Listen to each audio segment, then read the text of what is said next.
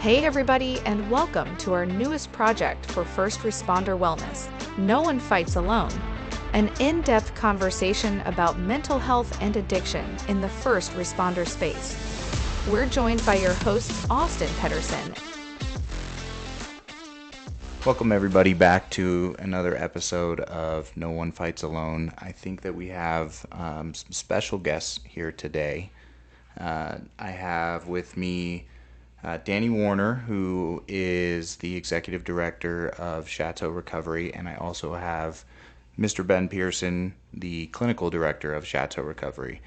And so Chateau Recovery is a facility that specializes in treating first responders for mental health and PTSD. And so I think that I want to open it up to Danny first to talk about what Chateau is and kind of, you know, what their main focus is with first responders, and then we'll go over to Ben and maybe talk about just the clinical overview and why Chateau does what it does, what it focuses on, and how it helps first responders. So Danny, I'll open it up to you.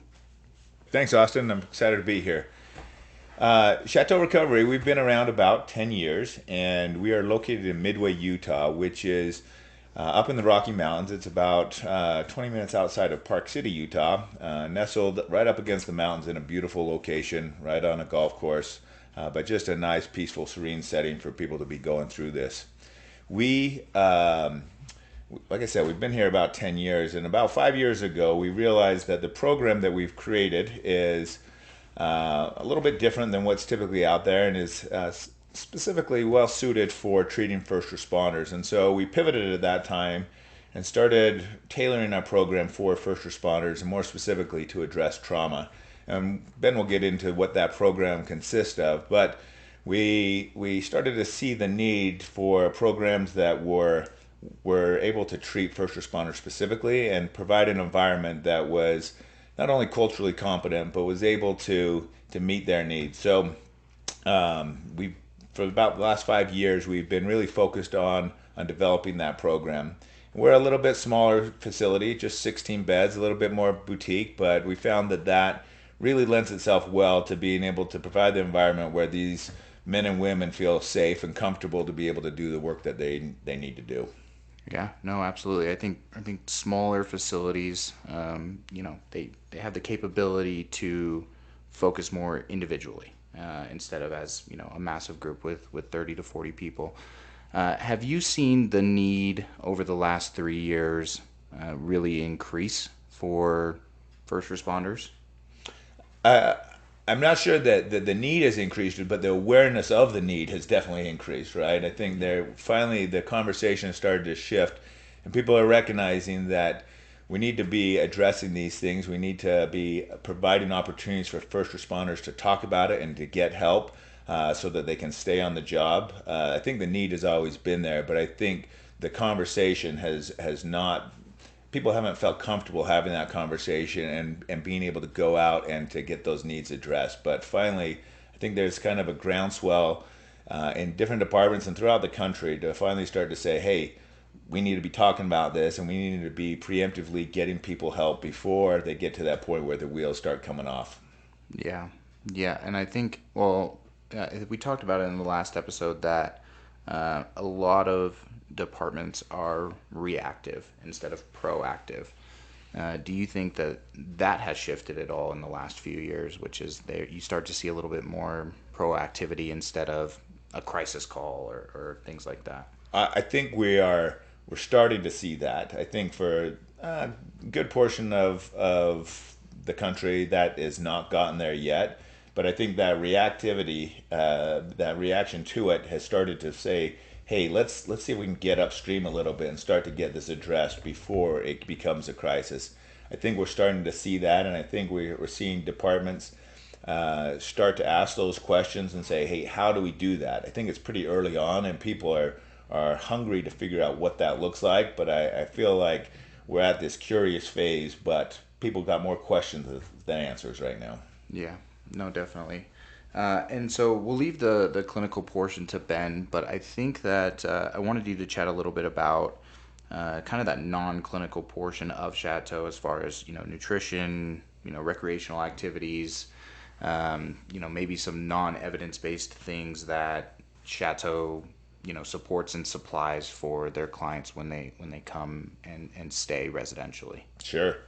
Well, one of the benefits of going to a residential program, and one of the opportunities we have in providing residential treatment, is we got them 24/7. We can control all the variables. And although we have a really intensive evidence-based clinical aspect of the program, anywhere from close to 35 hours of that each week, because we have them full time, we have the opportunity to be able to provide a lot of different other types of interventions that, although may not be deemed exactly clinical, are really do a good job in helping not only to build trust, but to start to prep the soil, to break down barriers, to help them get to a spot where they're willing and able to go to where they need to clinically. So we feel strongly about diet and nutrition, so we're educating on what that looks like. We're feeding them really well. We're trying to provide a lot of other opportunities around mindfulness and meditation and yoga, some things that are a little less traditional, like some sweat lodge, some Lakota tradition sweat lodge. We do something called Wim Hof breathing, where every week they do this kind of hyper-oxygenating their system and get in an ice bath. Some things like some shamanic drumming, some different types of art therapy, and some kind of breath work. These things that someone might wonder what this has to do with treatment, they're all kind of ancillary that really does a good job in helping not only help them feel safer, for them to connect with each other, start to trust each other more, but it really helps allow for when they get in those clinical sessions, when they get in their individual sessions, they are more prepared to be able to go deep. Yeah, and I know Ben will touch on this a little bit later, but what have you seen from your opinion? A lot of first responders come into treatment and they've never done anything like what you just talked about, and that's the breath work, the yoga, the meditation. What is the difference from when they arrive in their mindset in those practices and then when they leave? Oh, it's pretty fascinating and cool to be able to see someone come and say, well, that's just not me. I don't do those kind of things.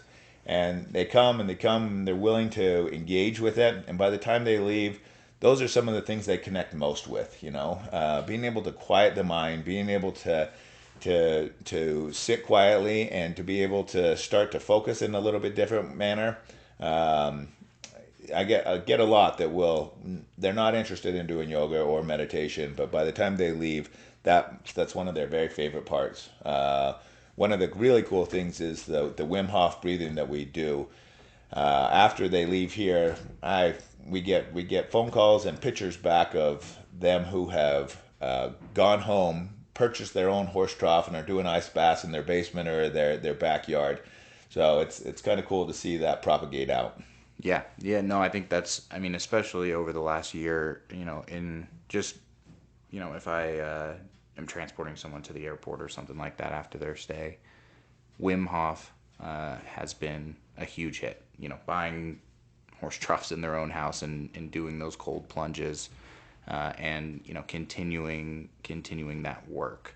Well, thank you, Danny. I know we'll keep chatting a little bit, but I want to introduce Ben. And Ben, I want to open up a conversation about why first responders seek treatment, from your clinical view, kind of where they're at when they first come in, and then what some of the goals of Chateau specifically are while they're here, once they leave, that kind of story there. So I just want to open it up to you and kind of see an insider view of some people's experience here. Cool. Thanks, and appreciate the chance to be here. I think one of the things that's pretty interesting about treatment, especially for when working with first responders, is that there's a lot of stigma about getting help. So most first responders, their perspective about treatment is pretty heavily stigmatized. Most of them don't have much comfort around discussing mental health, emotions. Even though they've had a number of reasons of why they need to get support, they've often had this barrier in the way that they don't often understand what it means to get help. There's some ego or some pride, or there's something pretty negative within our overall culture, but also within the first responder culture about raising your hand and saying, I'm not doing well. So for someone to push against and to do something in the face of that kind of stigma requires a ton of courage. And so that's a big challenge, because people think traditionally when they go off to treatment, or a first responder is asking help for his first time in 20, 30 years in the job, their perspective is, I'm going to go to some place that is heavily indoctrinated with a particular view, and that there is a kind of formal push and structure of who they're supposed to be, what they're supposed to feel, and what they're supposed to do. And oftentimes it feels a little invasive, it feels a little pushy, and oftentimes it just doesn't align with some of their values or some of their beliefs about getting better. So oftentimes we see responders. What is their view of getting better? Their view of getting better, it kind of comes out of their deeper belief system, which is suck it up, bury it, push it down. And their ideas of healthy people are people that just don't have symptoms, just don't complain, don't connect. And there is some idolized versions of the hero that often are kind of this kind of unrealistic, bulletproof, I'm going to be fine and nothing should hurt me. So I think there's a certain kind of pressure that exists culturally that if you are strong, that means you are, there is no scratches, there's no scars, there's nothing to show after all the sacrifice and work you put into your career. And the reality is that's just not true, and 100% of the first responders that we work with recognize that's true, but they still, in some ways, are pretty loyal to this idea of not asking for help, even though it costs them quite a bit. Yeah. So are you seeing a difference in the younger generation of first responders versus the older in that particular view? I think there definitely is a difference in that view. There is an older generation, their heroes, their role models just didn't have access. They didn't have education. They didn't have a lot of things. And so they put their heads down. They worked hard. They kicked ass, and they did great at a lot of things. But oftentimes the consequences of mental health challenges or substance abuse problems, they really didn't show up on the job. They usually showed up in their retirement. Mm-hmm. And because they were struggling silently for years and then are finally done with the job and they go home, they're seeing a lot more of the consequences of these cumulative effects, but the feedback doesn't get conveyed back into the system. Yeah. Because they're already kind of disconnected from it. So they've got a lot of information and insight to offer, but it just didn't go back to where it needed to be for the younger generation. So the younger generation, I think, does have an advantage. They've got some more awareness. They grew up in a culture where it probably was a little bit more comfortable for someone to kind of check in and share some things. Plus, the culture itself has grown up a lot more. There is more peer support. In some areas, it's still not even an option, but in lots of larger metropolitan areas, they do have systems. There are professionals, and there are people around that are asking different kinds of questions than even just 10 years ago. But even within the last 5 years or the last 2 years, there's more investment going into these departments, and I think that does change the culture a little bit. Yeah. I've seen it personally. I mean, I think you're right on the bigger metropolitan areas. I think the smaller areas are still suffering in silence, and if someone does reach out for help, it's a very hush-hush, nobody knows I'm here, I'm just on a leave of absence, that kind of deal. Yeah. And I think as I talk with our first responders and they have a chance and have permission to kind of check in about what it's like to get support or not get support in their local departments, they often comment on their administration. the supervisors, the other folks that are connected to the municipality, they are the older generation. They are often the ones that have some beliefs or are pretty, they believe and have reinforced that stigma around mental health or substance abuse. And so they are often unintentionally a barrier for a lot of the people in their departments. And so there are some departments that finally have someone retire and some new blood comes in and they have some different ideas, and that is when they start to see some changes within the department. Yeah. Slow process. Yeah, it is a slow process. So going back a little bit to why and kind of how we treat responders, years ago we had noticed that there is kind of an overall opinion, or maybe there's an overall kind of approach to mental health and substance abuse work that is not very individualized. Sometimes there is this kind of pressure of people who are struggling. They need to conform, and they need to show up, and they need to kind of acquiesce to whatever the treatment providers want from them. And we wanted to create something different. And part of what I think is uniquely helpful to our responders is that we wanted to create an experience for clients that come in that they want to have some ownership of. And I think it's unique for this particular culture because we work with A-type personalities, people who have been organized, been in control, and they really respond well to tasks. And so part of what we wanted to create for them is an experience for them to create something unique and personal that they have some energy about. I think we've heard lots of feedback from people over the years. They've gone to a program, but it really was about them having to figure out how they conform to the program, as opposed to creating a treatment plan, creating a lifestyle at home that they're actually excited about. So I think there's a challenge for a lot of people that don't trust that process. And so our hope was to create a program that was not only looking beyond the average symptoms, but looking at the bigger picture of what it means to be a healthy person, not just someone who's going to treatment to fix a particular behavior or to manage a particular symptom. Yeah, well, I think that what we talked about a little earlier on the mindset of responders when they come in is they're expecting you to fix them. Mm-hmm.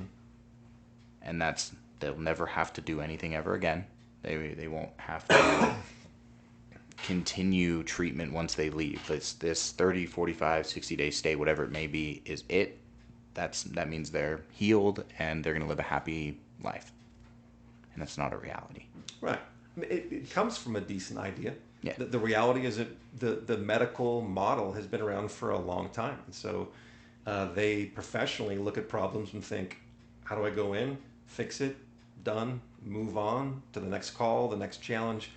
And when it comes to mental health, those moving parts just don't operate the same way. Yeah. So it does require them to really adjust some of their expectations and think of mental health closer to a chronic situation as opposed to a Band-Aid or some stitches or some things like that. Yeah, and I think your model is unique because, tell me if I'm wrong, but when someone is coming in, they're coming here for that trauma. That's their big focus. And they don't look at any other portion of their life, right? And so tell me a little bit about what you're trying to do with them to help them understand that it's not just that traumatic experience or that, something that they experienced on the job, but it is your whole life and you're the whole picture of your health. Right. So I think it's super common for someone to arrive at our doors and they've got a simple list, maybe a short list of what needs to be fixed so they can get back on the street or enjoy their retirement or whatever it might be, but they've got a short list. Most of the time it's someone told me I have some PTSD and I need to deal with it, whether that's a spouse or whether that's someone in their department, possibly some peer support, that they've been asked to address some very specific things. And again, most of the time, PTSD, depression, suicidal ideation, some anxiety, or substance abuse. something has gotten out of hand and their ability to function has been damaged. And the hope is, how do I fix this just enough so I can function back at the level that I'm supposed to? So they come in with that list, and oftentimes they hear about our program. They hear that our goal is to look at the bigger picture, look at lots of different dimensions of their wellness, and we want to talk about their mindset. We want to talk about how they can shift their perspective and how they engage with their family, their friends, how they approach work. We want to talk about their resilience and their relationship with stress and how they can adjust some of those expectations and self-care. And oftentimes they'll say, well, that's nice, but I don't really need all of that. I just need a little help over here. I just need to make alcohol go away. And really, if we can do that, then I think everyone's going to be pretty satisfied. So their opinion of the process sometimes, keep in mind that they've been probably avoiding this process for some time. They feel like it's probably a little bit overkill. So that might be the first few days. Yeah. So after they arrive, after we do some clinical assessments, get to know them more, build some rapport with them, usually they start to acknowledge that they've been in survival mode for a little bit longer than they initially admitted. And that maybe there's a couple of things that probably needed some attention a while ago. They are remembering more of some conversations with family or friends or some feedback they got on the job. And they start to recognize that, yeah, there has been some infidelity in my relationship. Yeah, I might have an unhealthy relationship with pornography. Yeah, there might be some communication problems at home. I don't like the way I'm parenting. I don't like, my overall demeanor when I walk in the house after a long shift. I am becoming more isolated. I am having some sleep problems. I do depend a lot on, power drinks or sleep medications or tobacco or other things like that. And the reality is I'm not the same kind of happy, fun, connected person that I was a while ago, and most folks don't recognize me anymore. So the conversation shifts, which is awesome, because I think it takes a ton of courage to show up and to acknowledge that to not only some professionals but also peers. The cool part about our culture is that someone who walks in, they're watching other peers that are acknowledging these kinds of things, and they're being vulnerable, and they're kind of finally addressing the elephants in the room.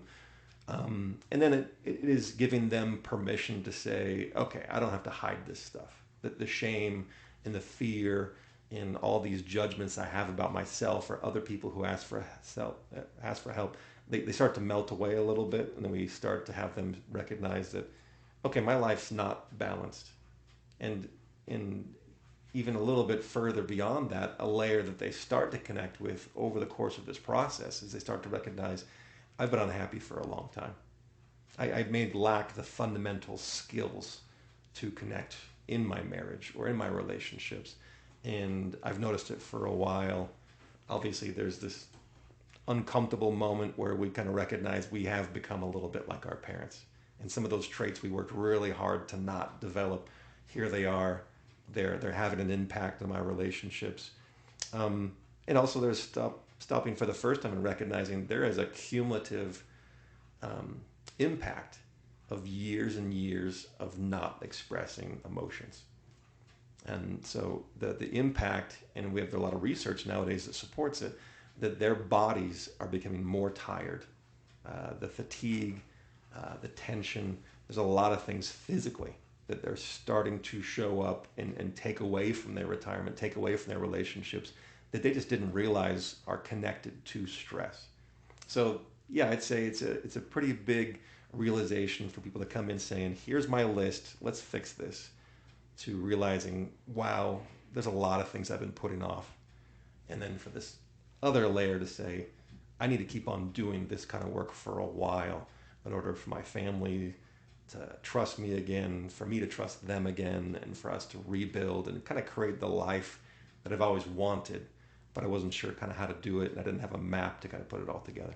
Yeah, and that's, I think, the reality of when someone reaches out for help, their life is basically in shambles at that point, right? Like, especially with this population, they're on the verge of divorce. Their kids aren't speaking to them. There's some administrative things possibly going on at work, and So what do you see from the spouse's point of view when they come in, when the client comes in? What is the spouse's point of view on what's going on with their loved one normally? Is there a lack of knowledge there too as well? Maybe some denial, or are they realizing that this person has been through a lot and this is the cause of the way that they're behaving? I think most spouses, when they finally have a chance to kind of speak up about it, most spouses don't for a while. Their concern is, and this happens all the times in family systems, that there is usually a lot of guilt. That I have somehow, if I would have been a better spouse or partner or father or mother, whatever it might be, if I would have done a better job, they wouldn't be suffering. And so family finally start to talk a little bit about that guilt. They don't lead off with that because a lot of times they're talking about the anger. I've been warning them, telling them, begging them, pleading them, and they've been doing that for years. And so when finally treatment happens, there's a lot of resentment. There's a lot of fear. There's a lot of frustration. Sometimes marriages have just gone too far, and the neglect around the relationship is crossed the line, and there's really no hope for that relationship changing, but they still have to figure out how to co-parent. So I'd say it's tough. And for the first time, I have plenty of clients that say, well, I was drinking when I got home, so I didn't really see the damage. I didn't really hear my spouse. I didn't really see the impact that I was having on my kids. And, I blink, and then 5 years later, here we are, and they can't stand me. They don't invite me to things. They don't connect with me. I am too much work because I'm so either irritable or grouchy or whatever. And so family members come to us and for the first time probably start to acknowledge how sad they are, how discouraged they are, how angry they are. And some of them are super upset, and they're not interested in really kind of healing anything initially. Yeah, they just want their loved one to just get better, and someone else needs to take care of them, because oftentimes spouses especially, they feel like when they watch their responder loved ones struggling and in survival mode, they often have to parent them or kind of manage them. And so a lot of those partners are just kind of tired and want a break. Yeah, well, they're happy that they're just gone, right, out of the house or whatever it may be. It's a rough letter when your spouse writes a letter and says, the house is just better with you not here. Yeah, talk about since you brought up the letter. I think this is something that is really important that clients and families do here. Talk about that impact letter and what families are asked to do, and then what the impact of that on the client is. Okay. I'd say so right after they arrive, family members get a handbook, a general overview of what we do as a program, but we also encourage them to start working on what we call the reality letter. And the reality letter is a chance for them to have permission to say, here's what it's like to be married to you or in a relationship with you. This is the kind of impact. Here's the reality that we as a family have felt. And part of it is, the way we function, and part of it is based on how the first responder has functioned in their home. And so the reality is, we don't trust you. We don't have a clue what's going on because you don't tell us what's going on. So this letter we've got some simple instructions for them, and it's not intended to be a shaming, demeaning, punishing sort of letter, but it is hopefully a chance for there to be some clarity, some honesty, some directness. What we're trying to avoid is, someone working hard in the program. Someone comes all the way across the country, shows up in Utah, puts in the time, the effort, and as they're leaving, they find out all the things their family actually thought about them. So our hope is to set up this process, even though it's uncomfortable, and for the first time, it's usually the most direct and energy-filled sort of conversation they've had in a while. But I've seen it happen a couple different ways. I've had some families and partners that have written a reality letter that says, don't worry, you're doing great. You'll come home to a clean slate. Things will be just fine. And I've had the responder and group share this letter with peers, wanting to get some feedback, wanting to get healthy, wanting to move forward in their lives. And they get a letter like that that's very passive, and it's very avoidant, and not very honest. And they turn to the group and say, this is pretty sad because my family doesn't trust me with the truth. I don't know how to help them if they don't tell me what's really bothering them. And so they see it as a missed opportunity. And I've seen other families that get this reality letter instructions and they go for it. And they say some pretty hard, pretty honest things, and they lay it all out there with some detail that is no doubt emotional, and it is provocative. But what it ends up doing ends up being a very validating experience for the person receiving it. So I've seen a lot of responders that are like, I've been dreading this letter, but I got it. It's honest, it's accurate, and I'm glad they didn't lie. I'm glad they didn't just say it was fine. I've been punishing myself for a lot of things, and I've been worried about talking to them directly, but here we are finally in an honest conversation talking about what's really going on for them and for myself. And so there is a sense of relief. A lot of people carry on a ton of shame and a lot of baggage, and they repress quite a bit of emotion. So this is finally a chance for the family side and for the responder side to finally get honest, put it on the table, and then the work forward from there actually seems a bit more productive. Yeah. No, I could see that. And I mean, once it's out on the table, I think that sense of relief you talked about, it's like, now we can actually move forward. Right. You know, those resentments have been voiced. Doesn't mean they go away, Right. but they've been voiced. Yeah.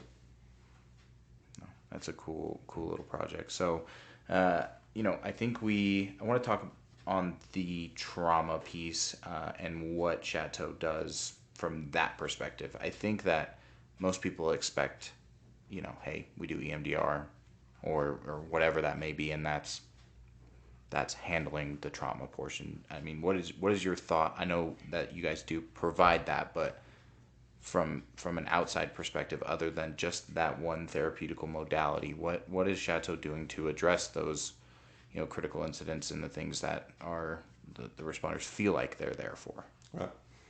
The cool part about it is that research supports a comprehensive approach. I think there is this probably misunderstanding about trauma at times that talking it out in individual sessions is the only way I get healthy again. And so what research supports is that there's a lot of things. Well, real quick, we'll talk about trauma. When people experience trauma, whether it's primary trauma, where it's your personal experience, or whether it's secondary trauma, which again, first responders are uniquely exposed to, you know, intense and high quantities of this kind of experience. They have front row seats to other people suffering as well. So what happens to us when we're experiencing trauma is that we have an inability, for a variety of reasons, to process what's going on. And post-trauma, most people feel pretty disconnected, and they have a hard time connecting with the past, and they have a lot of fear about the future. So when someone's recovering from trauma or post-trauma, most of them report, again, just kind of struggling being in their head because they're either replaying old events or they're pretty hyper-vigilant, worried that some other negative event is going to slap them in the face and knock them out of their ability to function. So part of this process of healing is helping people actually get grounded. And research supports that it's not always about talk therapy. And this is what I think is unique about our program and a relief for responders that come to us, is they realize that a big part of healing is just finding ways to get back to the present moment and not let those strong, intense memories or feelings dominate your life and dominate your decision making. And so when they get here, and as Danny touched on, a big part of the program is just helping them come back to just being in their own body, being in their mind, and just coexisting with some of these thoughts, but actually just being present where actual decision making gets to happen. And so whether that's the mindfulness, the meditation, whether that's yoga, the ice bath, different breathing techniques, all of those are non quote unquote therapy approaches, that are very therapeutic that help people's overall emotional baseline start to go down a little bit. Because if you're storing all that tension in your mind and in your body, there are some pretty heavy negative consequences waiting for you. So part of the skills they're learning while they're here is not just discussing emotions, it's getting into some skills that actually help you get back into the moment, into your body, and that is fundamentally very empowering. It's not just talking about your feelings, but it's you actually feeling safe here in the moment, and you get to manage some of these thoughts and feelings. And if you don't have those fundamental tools, a lot of therapy is just not going to help you. So after they get here, they recognize that a big portion of the program is very much addressing their trauma, but it's not in those traditional therapeutic one-on-one sessions sort of ways. Do you get maybe pushback from people at the beginning when they realize that it's not just individual talk therapy the entire time? Yeah, and to be honest, it's just part of their education. Yeah. They come in with an uneducated idea of what trauma is, and so they think, I mean, keep in mind that their coping skills is pretty indicative of where their education is. So if I'm just always repressing emotions and self-medicating, then that probably should fix it, which means their definition of trauma is pretty underinformed. So the reality is there is a little bit of pushback, and the cultural piece of the program, having another responder days and weeks ahead of you that's saying, I had my doubts, I wasn't sure, hang in there, give it a try, that ends up winning people over because they just need their own experience with it. It's not just what the textbook says to do. It's not just what a professional that you're still not sure if you trust yet is recommending. This is peers ahead of you saying, give it a try, hang in there. And responders trust responders. They do. And so that ends up having a huge impact. And so mentors guiding you gives enough external motivation to help you try some of the, kind of hang in there while you are uncomfortable in these new skills. So yeah, we see a lot of folks that come in, try it, and recognize there really is something to this. And it's trial and error. But the cool part about trial and error is that you get to have your own experience and you get to own some of this stuff. And so our goal is not that you adopt every meditative practice that we expose you to. Our goal is to say, have an experience, here's 6 different ideas, try them out, because when you're home on a call or you're in your driveway struggling with all sorts of thoughts and feelings, you need something right now to help manage yourself, manage some of this trauma response that you might be having. And you need to do it in something that you trust. And so you have to have an experience with these tools. Yeah. So I think that foundation is huge for people to understand that there is their own particular way that they trust, they can get grounded. And then they're actually a lot more open-minded and available to do some of the other therapeutic work. So EMDR, ART, brain spotting, all of those are eye-related, or they integrate the use of eye movement to help access a part of their brain and begin to discuss and unpack and reprocess some of the events that have been haunting them and impacting their ability to function. So as well as talk therapy and just kind of telling your story, finding some support, finding some validation. There's some really cool things that get to happen on the quote-unquote therapeutic level. But really what this is about making, helping you feel confident that when you are faced with another traumatic event or another intrusive memory or nightmare, you have the ability to manage you and to regulate all of these different things you're experiencing. And that is important for responders. It's important for all of us as adults. But I think that message of you don't always need therapy. You're going to have a whole toolbox full of things by the time you leave that you've had experience with, and you get to figure out how they actually adapt to your lifestyle at home in a way that you're excited about. Because if you're not excited about it, you're not going to use it, and going to treatment might just be an exercise for somebody else. But if you actually connect with some of these skills, the chances are you're going to use them at home, you're going to tell your friends about them, and you're actually going to make a difference in your life.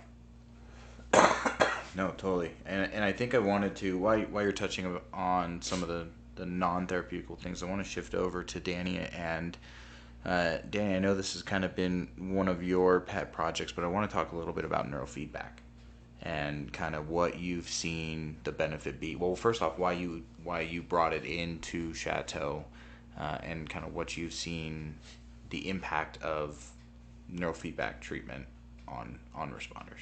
Sure. Well, when we started learning about neurofeedback and started studying it and looking at the evidence around it, we realized really quickly that we have to have this part of our offering.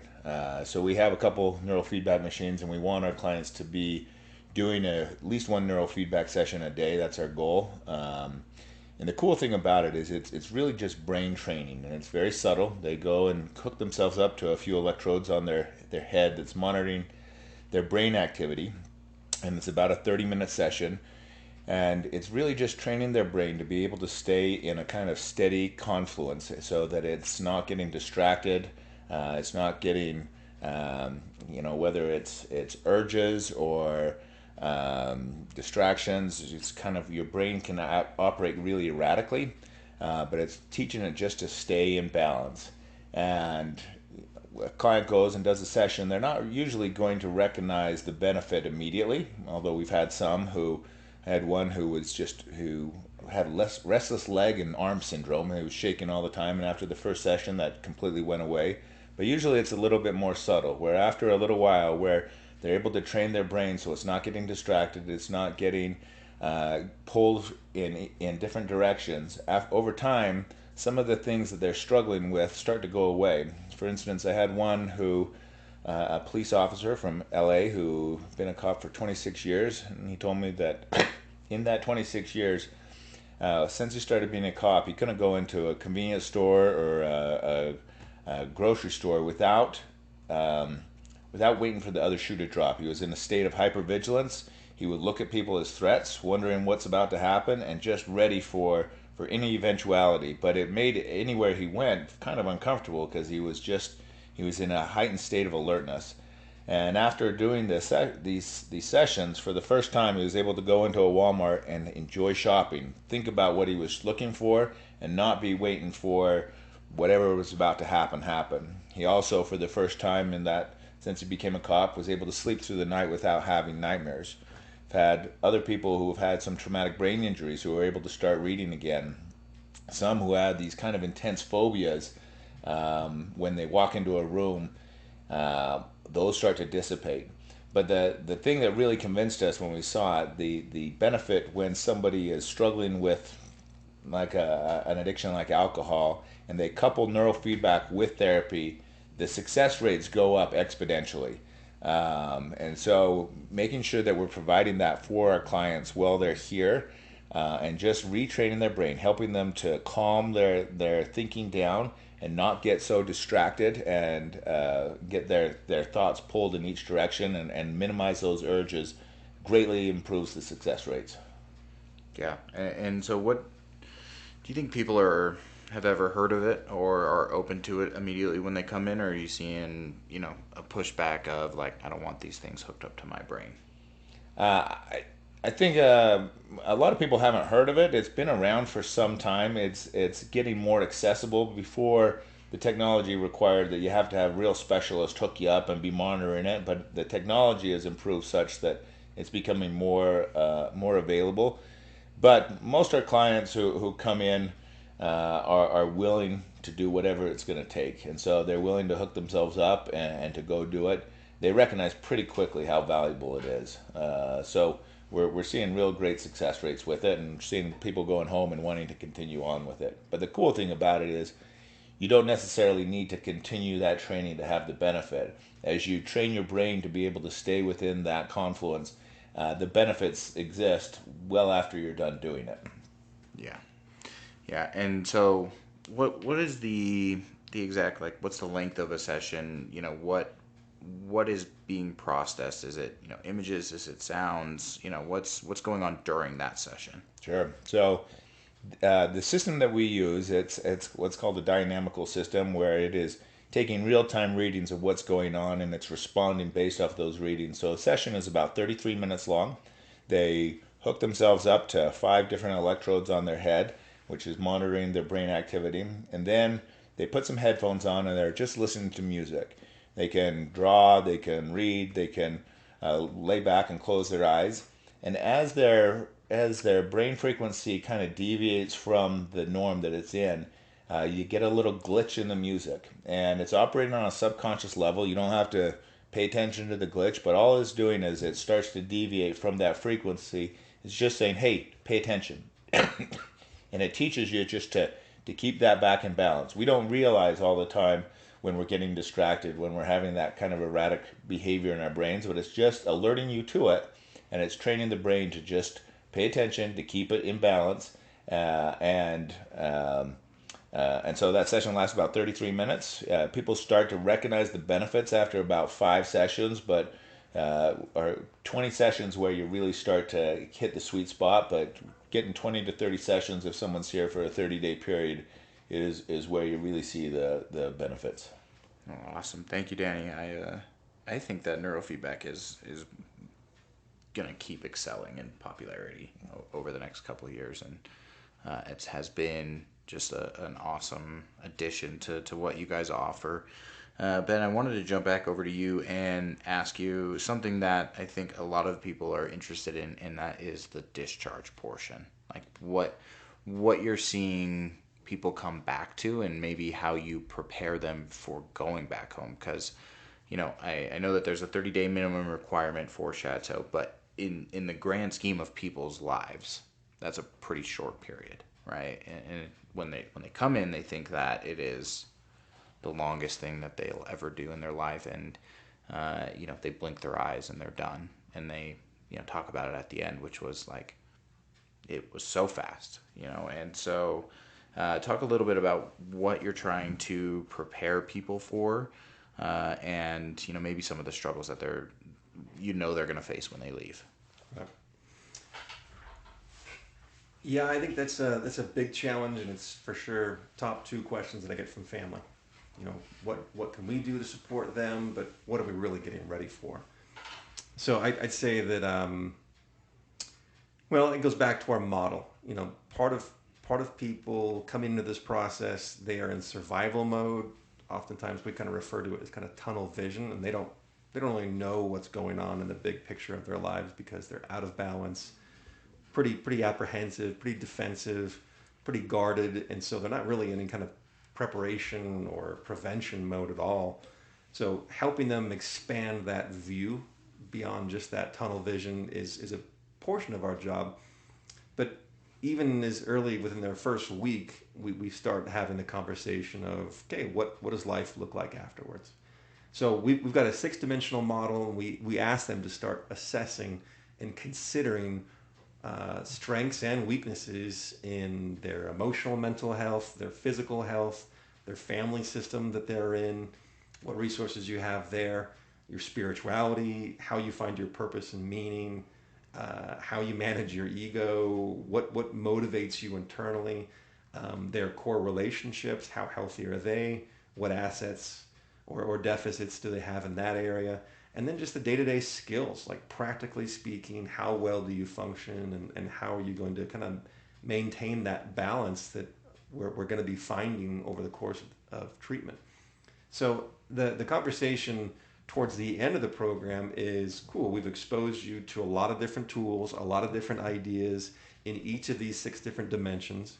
We've found some pros and cons. We've identified some things that you are excited about, or things that really do have a big impact on the rest of your life.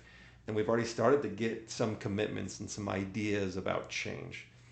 So what we've created, our particular system is called the Self-Leadership Plan, because it's not just about substance abuse. It's not just about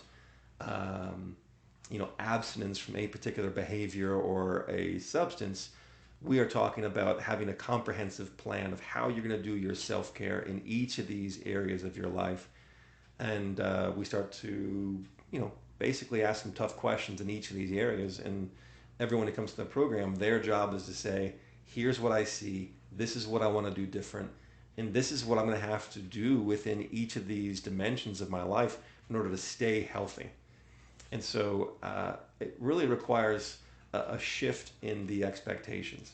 A lot of times people come to treatment thinking, how do I get rid of stress, for example, right? And it's not uncommon for people to think, well, the best way to get rid of stress is to avoid everything that triggers my stress. or I just need to control everyone and everything that could potentially influence my stress levels. And those two systems have worked exactly the way they work, and that's why they're here. Is that people depend on avoidance or control, and because they are so committed to those particular ideas, they end up realizing that people in their relationships don't want to be controlled, or they don't want to be avoided. So we're trying to help them figure out, what does balance look like moving forward in each of these areas now that you've got some more skills, some more insight, hopefully a new mindset, but also some different expectations. And so we are helping them anticipate that there's going to be hard days and tough moments. There's going to be moments where you regress back into behavior that does not work very well, but it's familiar to you, and you kind of are stuck in a rut in some ways, and it's going to take some time to get out of it. So part of what we're doing is helping to manage some of those expectations. We want to manage those expectations with the family as well, and say, hey, there's going to be rough days, and we've got skills for those rough days, but let's put together a plan of what are those little red flags that you didn't notice before you came here, and how do we help manage some of these triggers or challenges or setbacks while they're still small and manageable, and not just hide, and not just avoid, and not just work extra shifts so you don't have to deal with it.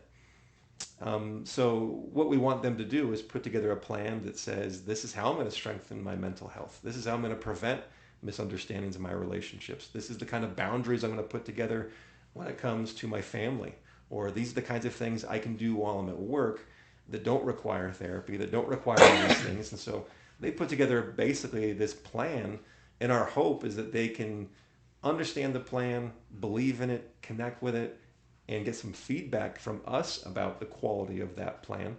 And then our goal is for them to teach that plan and to convey those messages to peers here in the program. Hopefully we can, point out some blind spots, point out some areas that are still not strong as much as they need to be. But also our goal is to have them teach this plan to their families. Teach this plan to people that might be on their peer support team, because they need to own this plan. So we've had some awesome experiences with people who are putting together this pretty comprehensive collection of all the different insights and skills they've used here in the program, and they're starting to make some verbal commitments to people that matter. And when we get people to make some verbal commitments, the chances of them following through and actually showing up for appointments, going to support groups, connecting with people, putting down some of those walls and some of those defense mechanisms that they had, we see the chances of success going way up if they have a plan that they like, recommendations they're following, and they've taught that plan to other people. Even though it may not be perfect, we see people actually putting together some real momentum, so when they go home, the reality is that their family and their peer support can say, 3 months from now, I still see you're doing these kinds of things, or you know what, you're not doing those things anymore. And that's a problem. How do we get back on track? And that's the human experience, right? We're all going to struggle. We're all going to,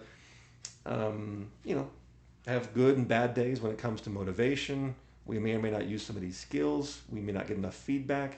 So the process of making sure that we put time and energy and repetition into some of these skills, that's when people have the most success long term. It's just trial and error, practice and skill and repetition with some of these new things they've acquired. And when they do that at home, we get great feedback. When they don't do it at home, the family starts to get pretty nervous. But they have a plan for when things aren't going great. They have a plan for when things are going awesome. And we're helping the family kind of adapt to this new system. Yeah. Well, and I think, Danny, you and I have talked about this before, but, what do you think some of the struggles are for responders going home? They don't, it seems like they don't have the same options that a civilian does when leaving treatment. Yeah. Well, typically when people are leaving treatment, they go back and they go into some step down levels of care. They go to day treatment or intensive outpatient program. They attend some social support groups, some different fellowships. Oftentimes when first responders are going home, they're going back into their community, into the community where they work, the people who they interact with on a professional level. they don't feel comfortable going to a day treatment program or an intensive outpatient program or even some of the support groups because they feel like it kind of compromises their position in the community. So being able to find some opportunities that are they're going to be able to interact with peers who are in that same space as them, who are in recovery or who are trying to improve themselves or address some of these issues can be a real challenge. So trying to find those options, we've had to get creative. We've used some different kind of telehealth options that are specific for first responders so that they can be engaged with other people who are kind of in that same phase of life. But a big part of succeeding is that connection and that community and making sure that you're going home and you're not isolating. They're going back into some of the same environments that got themselves into trouble in the first place. So figuring out how we get that support can be a real challenge for first responders. Yeah, and I think that's couple of cool things that Chateau's done has, opened up telehealth, alumni meetings and things like that, trying to get people connected and stay connected because what would you say, 90% of your clientele are from out of state? Yeah, 90% are out of state. About 75% are first responders. We're treating mostly folks over the age of 30, but yeah, one of the things that we've put together, especially as we entered the pandemic, we realized pretty quickly a lot of the things that we were recommending just weren't available to people when they got home. So we have alumni meeting once a week. We also have just a first responder support group once a week over telehealth, and then we're working really hard to try to plug them into local resources. Some areas we know really well. Sometimes we get someone from an area we don't, so we got to get pretty creative about figuring out what resources are there, and then how do we plug them into those. Yeah, and especially the smaller the area they live, the less resources they have, and so you have to kind of open up the playbook a little bit to try and figure out what kind of support. Because tell me if I'm wrong, Ben, but I think a lot of people, not just first responders, they when they're doing a discharge plan, they prepare for certain things, and they feel or they're ready for those things to happen, but then things that they thought weren't going to be difficult or weren't going to be an issue come up, and then they have to reflect back on that self-leadership plan. Does that sound? Yeah, I think so. I think it's, but I'd say that's just part of their evolution. Well, the human experience you talked about earlier, Yeah, I think the challenge is sometimes the problem solving when it comes to mental health is pretty rigid, and people don't have a lot of flexibility. And so part of what's so important about them having some ownership in this process is that creative thinking and how to solve this. It would be nice if people were coming to you, knocking on your door, providing golden opportunities for you to share your thoughts and feelings just in the way you like it. But the reality is that may not be really the spot where your family is, or your peer support, or your department is, for that matter. And so recognizing that, all right, I need to adjust my expectations and figure out what are some other ways that I can really still get my needs met, and how do I communicate, and how do I work with someone to do that. And if we stay in our heads all day, we usually don't do that very well. But our hope is to help them own their plan, get creative, ask for what they need, and to really engage in something different. And most of the time it works pretty well. And there's, no doubt there are moments where people still have kind of an expectation of their recovery or their mental health just being done for them by someone else or something else. And it's a real challenge in our culture that we still have people who don't trust the process as much as they might trust a pill or a quick fix or some of those kinds of things. And so overcoming some of those perspectives takes a lot of time. And for some people, at the end of the, well, not some people, at the end of the day, these are adults who get to decide their own path. They get to create their own thing. And sometimes that's great news in mental health, and sometimes that is terrible news, and that they are going to keep on doing what they believe in. And we do not have the amount of influence we all wish we had. Yeah. No, thank you. Before we wrap this up, I really wanted to touch on one thing with you, Danny. So Chateau is an FOP approved facility. What does that exactly mean? So the Health and Wellness Committee for the Fraternal Order of Police came out and vetted our program, uh, looked under the hood, kicked the tires, and made sure that we were not only culturally competent, but that we had the systems in place and the expertise to be able to treat their population. The FOP is serious about getting their people help and making sure that they're showing up at places that are going to be able to provide that. So we're one of, I think, 5 or 6 that's currently that are approved, recommended or endorsed and approved by the FOP, and as well as other departments around the country, as somebody who is able to treat their members. Yeah, because you are treating every aspect of first responders, correct? Yeah, not only police, firefighters. We see a lot of EMTs, veterans, as well as ones that aren't technically first responders like nurses, but our program is really well designed to be able to help them. Awesome. No, thank you, and I appreciate both you guys for taking the time and talking about Chateau and what it offers. Thanks for your time. Thanks, Austin. Appreciate being here.